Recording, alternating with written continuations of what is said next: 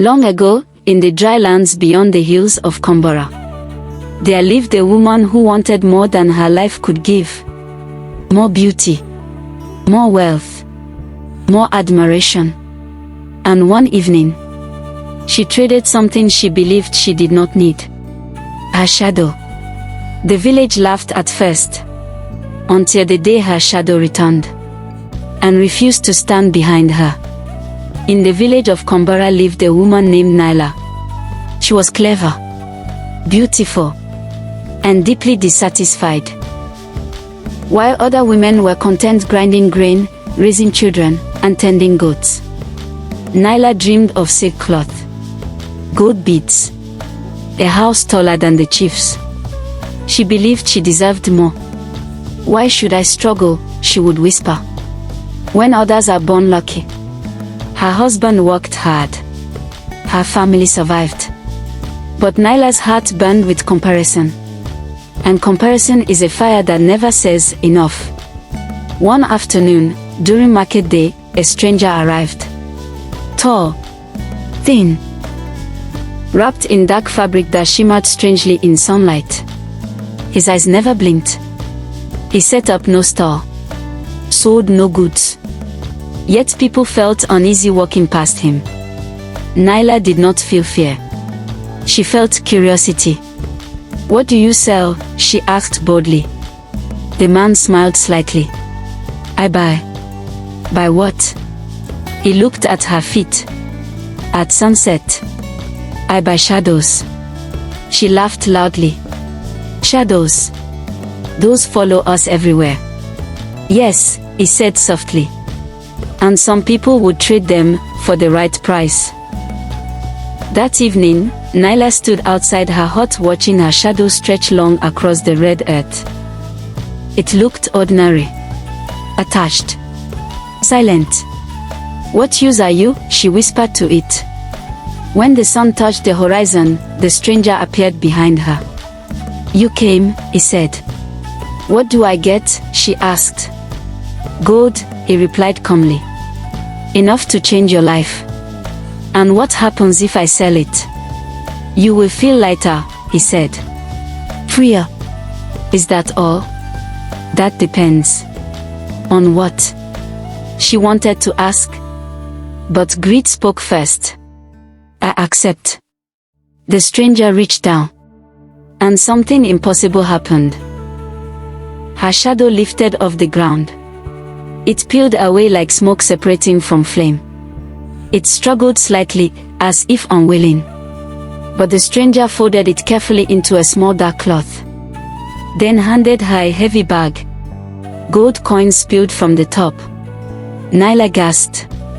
The stranger vanished. And for the first time in history, a woman stood under moonlight with no shadow at her feet. At first, nothing changed. Nyla bought silk, beads, livestock, built a larger home. Villagers stared in envy. Where did this wealth come from? Fortune, she said proudly. But children noticed something first. Auntie Nyla, one boy whispered. "Why don't you have a shadow?"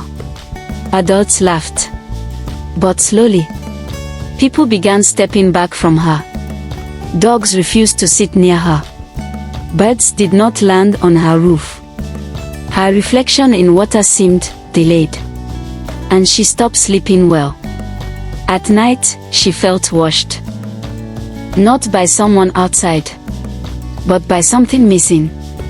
One evening, during a village ceremony, torches lit the square. Music played. People danced. Nyla joined proudly in her finest silk.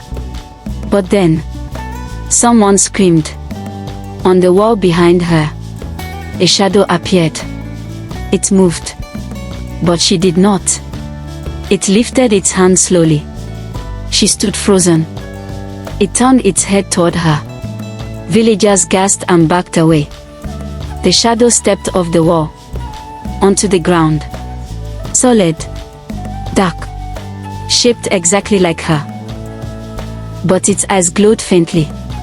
"You sold me," it said. The voice sounded like wine through dry grass. Nyla trembled. I needed the gold. And I needed you, the shadow replied. The shadow walked around her. You do not understand what I am, it said. I am your humility. Your balance. Your limit. You are only half of yourself without me. Villagers watched in horror. The shadow turned to them. When a person sells their shadow, it said, they sell the part that keeps them human. Suddenly, Nyla felt something leave her chest. Empathy. Warmth. Fear. Everything softened. She realized she could no longer feel guilt. Or love. Or shame. She had grown rich. But hollow. The shadow offered her a bargain. Return the gold. Confess before your village. Life simply again. And I will stand behind you once more. If I refuse, she whispered, you will keep your wealth and lose yourself completely. Silence fell over Kambara.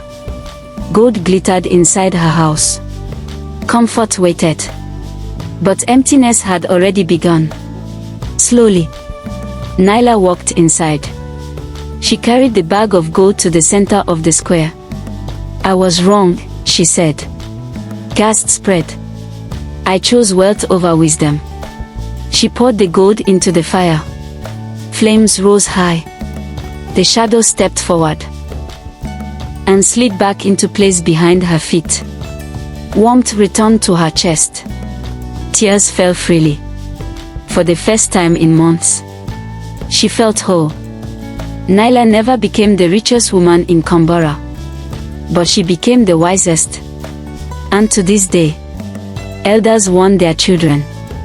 If someone ever offers to buy your shadow, ask yourself what part of you they truly want.